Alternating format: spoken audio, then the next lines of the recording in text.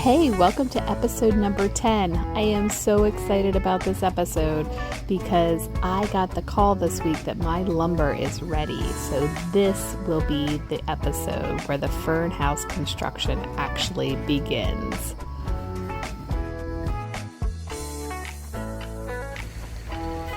I've recruited some help today.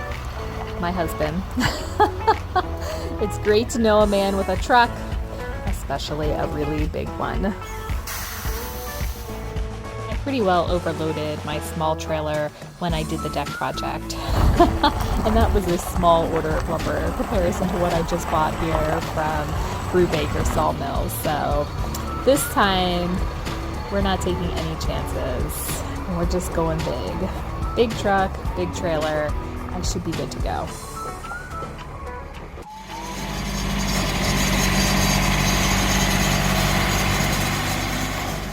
So Mr. Brubaker had told me that it would take about 8 weeks for my lumber order to be ready, and I had ordered it the middle of July.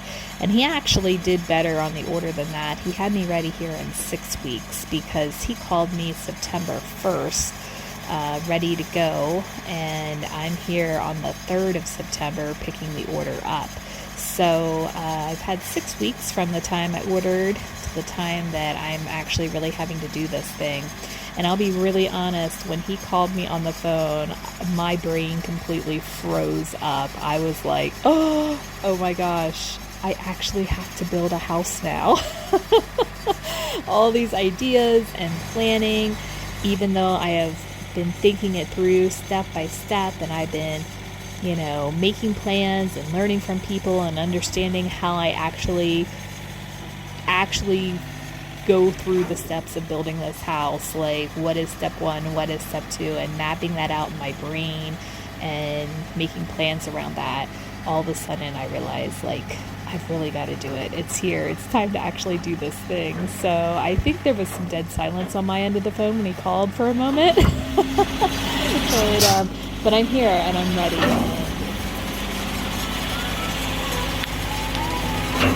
Put the strap in.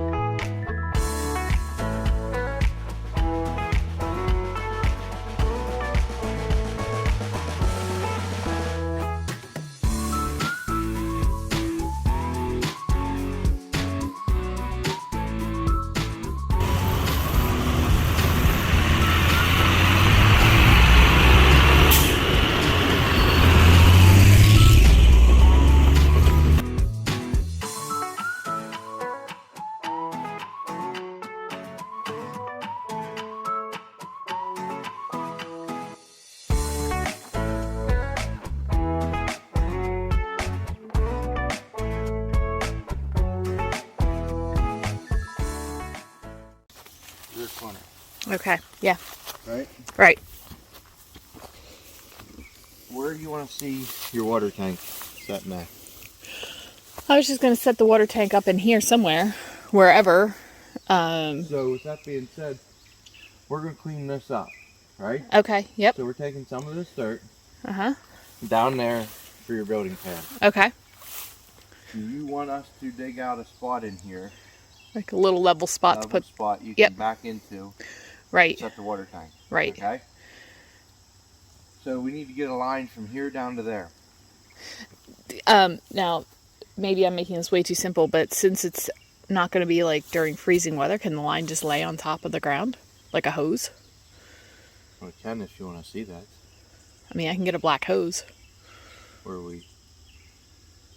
you going to connect it into the cabin?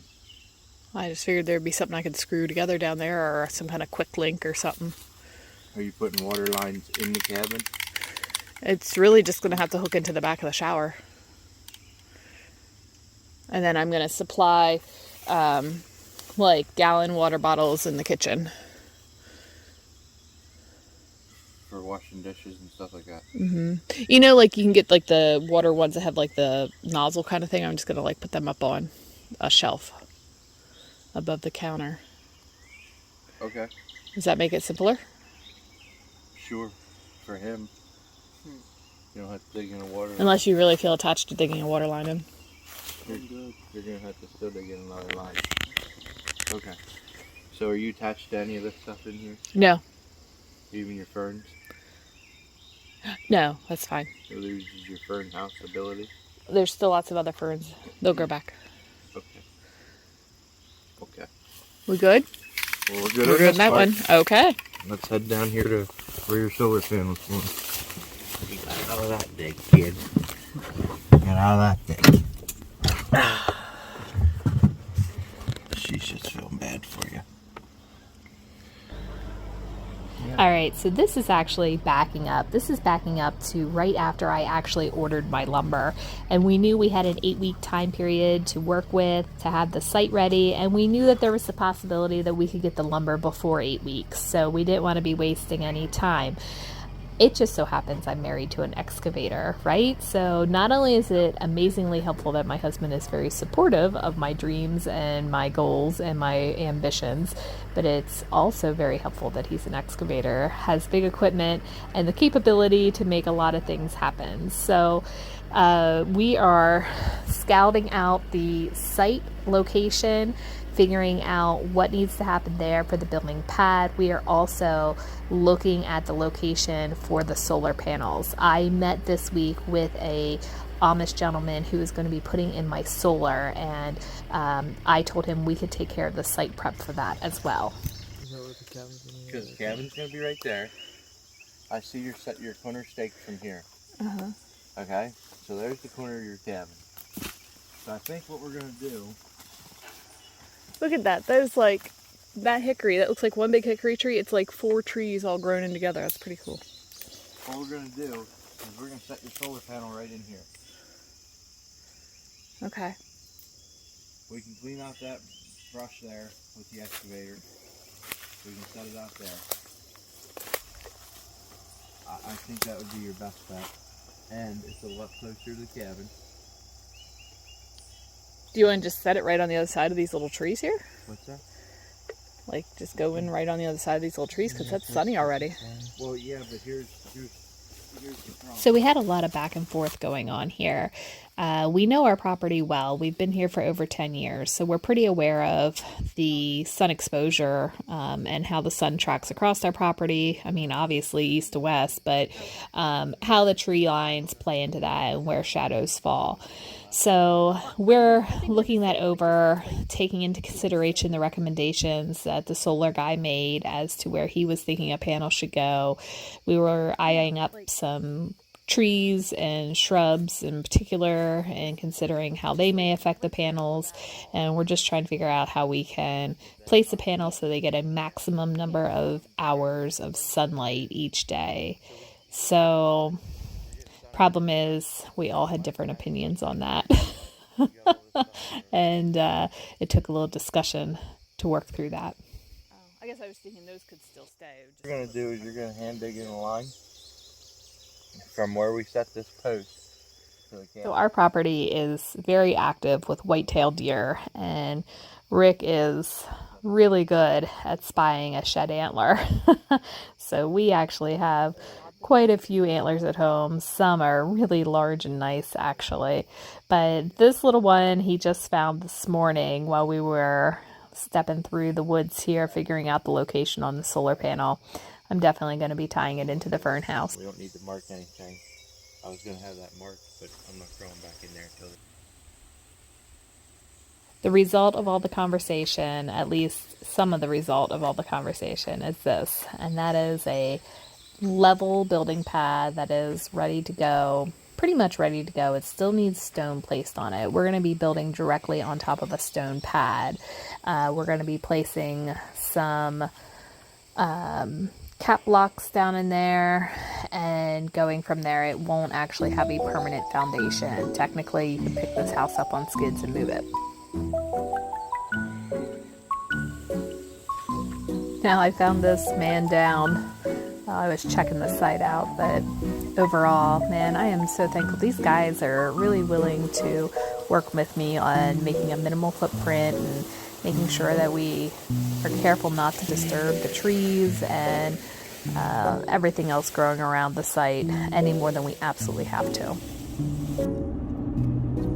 All right, so now we are back up to speed, back to September 3rd, back to the fact that our lumber is ready today, and we have a site pad that's ready. We have a solar post area that is ready. We have a trench hand dug up through the woods to connect those two things. We're ready. It's time to do this thing.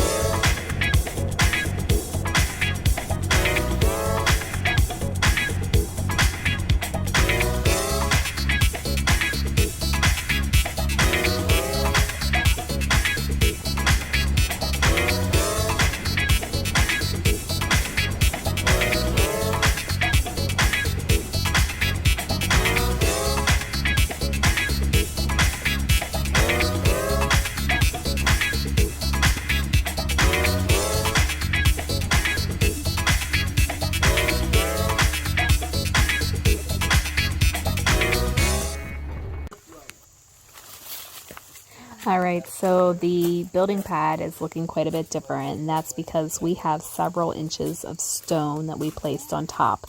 This is 2B limestone.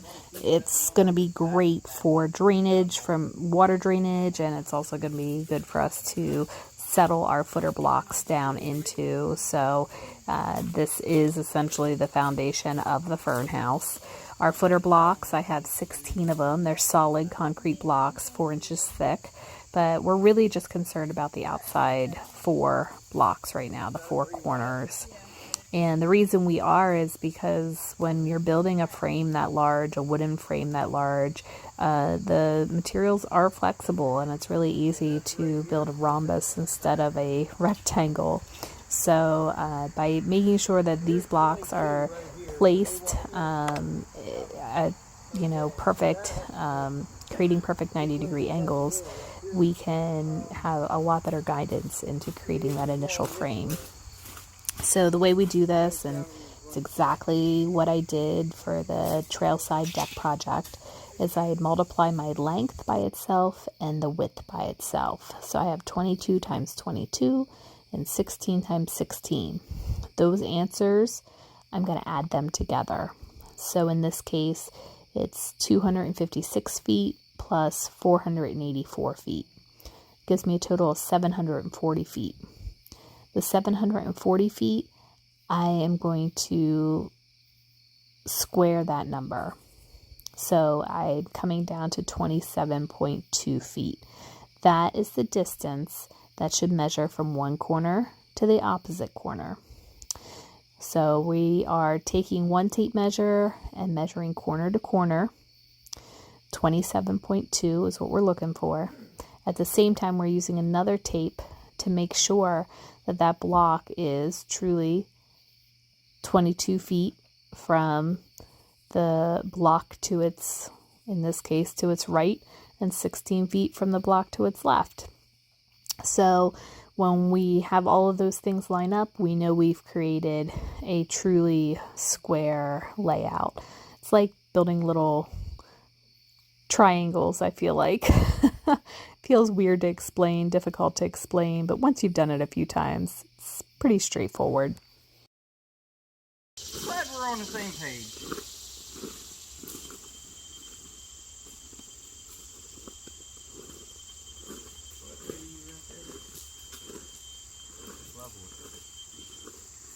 And then you can check it with Transvidiot. How you getting your trailer out of the ditch over there? Yep, I will volunteer the fact that I am the one that backed part of the trailer off of the trail, which is a fixable situation, I'm pretty sure, but we'll worry about that after I've had my lesson on how to use a transit. So this, again, is a tool my husband uses every day in his trade. I've never used, and it's going to help me make sure that all of these blocks are level in relationship to each other, right? I could check the level of each block with just a little handheld, inexpensive level, but I need to know that the one corner block is at the same level as the other one. In other words, that they're on the same plane. That way, once the floor is built onto these footer blocks, we can be sure that when you walk across that floor, it feels good and level, and you don't feel like you're walking uphill or downhill. How much?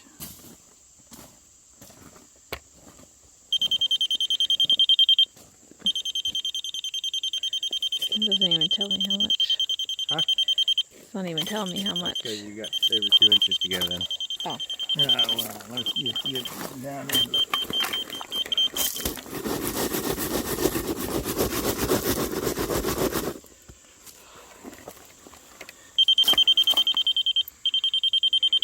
An inch and a quarter.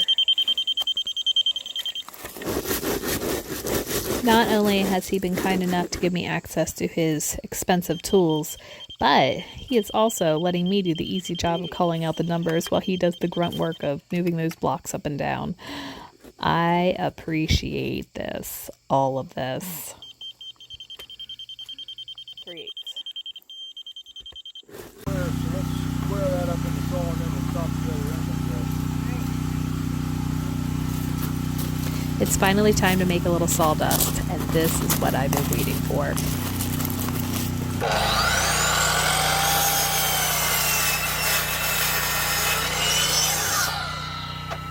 So we're using sawmill lumber, or rough cut lumber, for this project, and that means that this lumber is in true dimensions. So a 2-inch board is truly 2 inches. In our case, a lot of these 2-inch boards are actually a little bit wider than 2 inches, and their lengths have not been, they haven't been squared off at the end, so they look a little rough, right? It is rough cut lumber. Out your way, Dad. So this was supposed to be a 10-foot board. It's several inches over 10 feet. So we're squaring off the ends and getting the board to the length that we need it to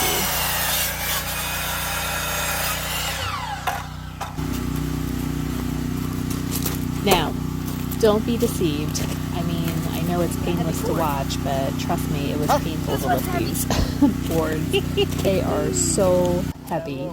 Because this is rough cut lumber, it was not kiln drying. It is still moist and wet.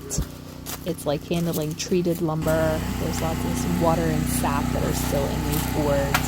They are so heavy to lift and to move around. So I already know at this point in the day that I'm going to be exhausted till the day is over. And I keep looking at the 20-foot boards that need to go up onto our roof, and I feel like I have no idea how I'm about to get those up there.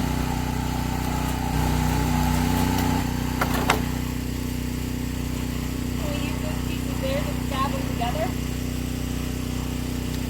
But, yeah? Yeah, we probably need to move our saw a little bit, but we can do that. Okay. And then we'll establish that side, go over here and do this side, and then start working on our 16s. All right. Well, let me grab the screws.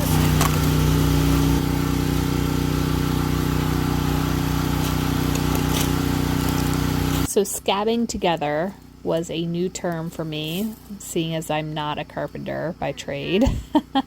But instead of buying a 22-foot board, which would have been considerably more expensive for me, I bought a 12-foot board and a 10-foot board. And then we're going to use one of the scraps that we cut off the end to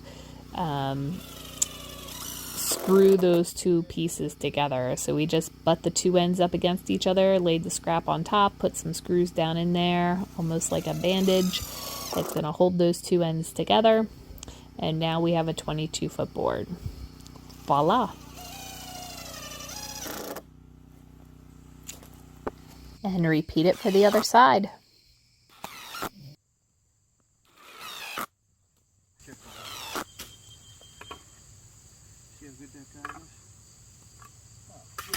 We should have got this guy sooner. Yeah, right? He knows what he's doing. So we just found ourselves needing to make some adjustment to the level on that center block, which will go right under where that joint was made, the weakest part of our 22-foot board, before we stand it up. Well, right there. Josh's arm's got to go that way. Right there.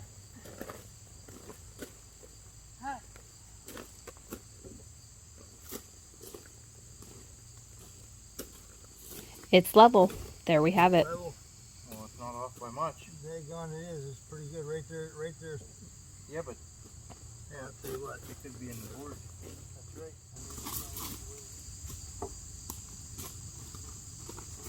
Look at that.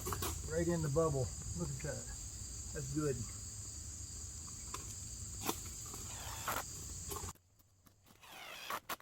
Now we're just putting our 16-foot boards across the ends, and the frame itself is built. Next step will be floor joist. Square. Square and level. A little more, Jim.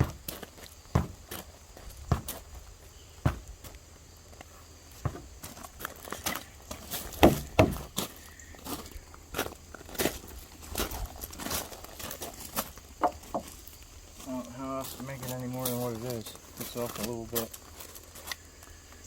It's off a little bit. Hold that over there.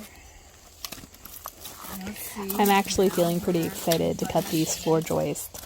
It is really going to make it look like 15 and 8. more like a house.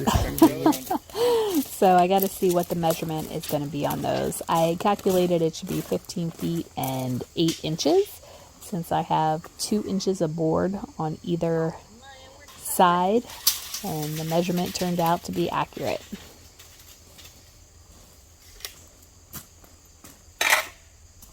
It's about quitting time, ain't it? Oh no, honey, it's not quitting time.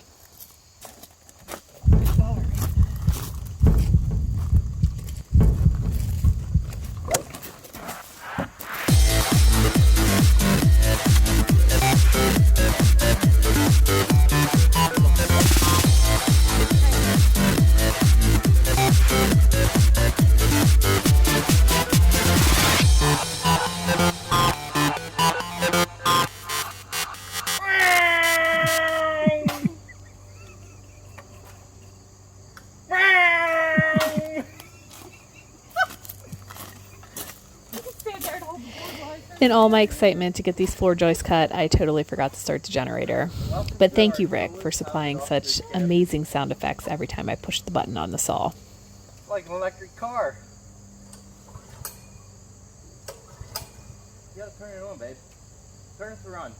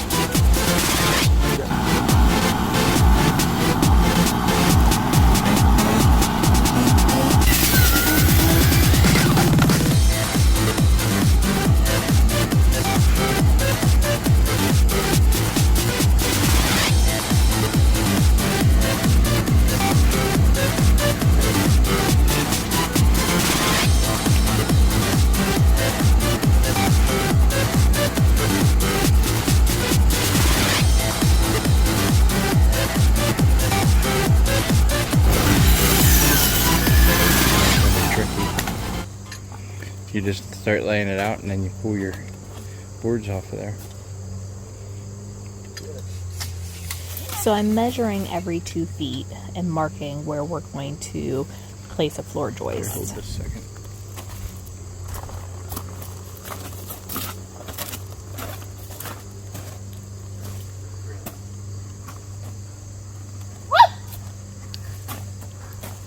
Oh.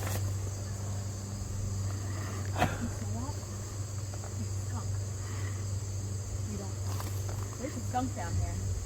Yeah, I smell a skunk. Like a whole lot of skunk all of a sudden.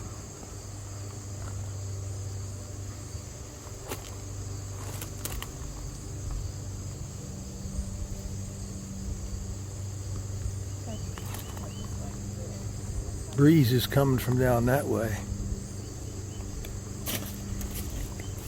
Smell that? Yeah, it's like strong right now. Wouldn't know. What's that? Wouldn't know. Everybody smells Pepe Le Pew. We have to watch our backs.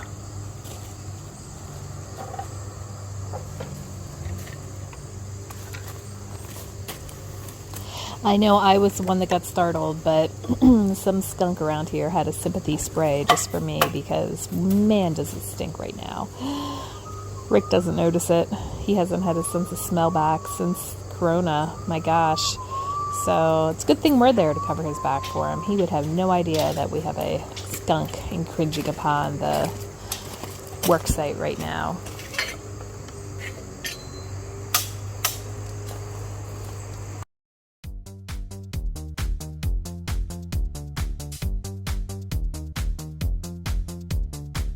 So these boards would not fit into joist hangers because they are too wide. Joist hangers are made for boards that are 1.25 inches, even though they say 2 inches on them.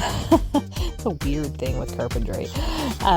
So these boards are actually over 2 inches. So we're just going to go ahead and screw them in from the ends, and then I'll go back through and do some screws from the inside at an angle for reinforcement. But there won't be any joist hangers with this like we used on the deck. It's just a matter of putting the boards across.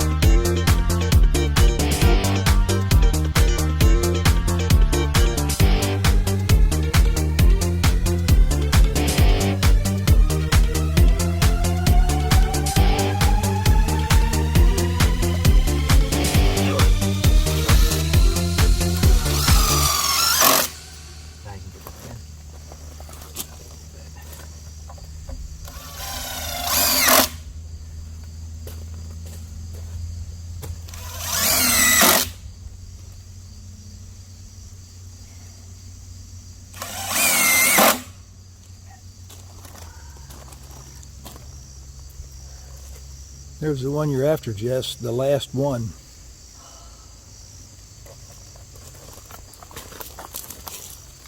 No, I believe finishing the inside of it is what she's after. I have to be honest, I keep thinking about the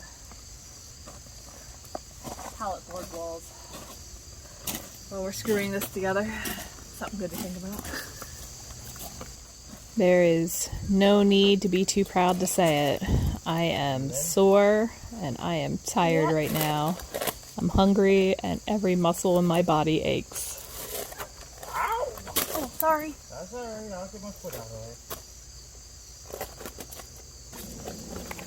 The next time I see a crew out working somewhere, building a house, building a barn, swinging their hammers and getting the job done, man, gotta say, I will have the utmost respect for them. My hat's off to the work they do.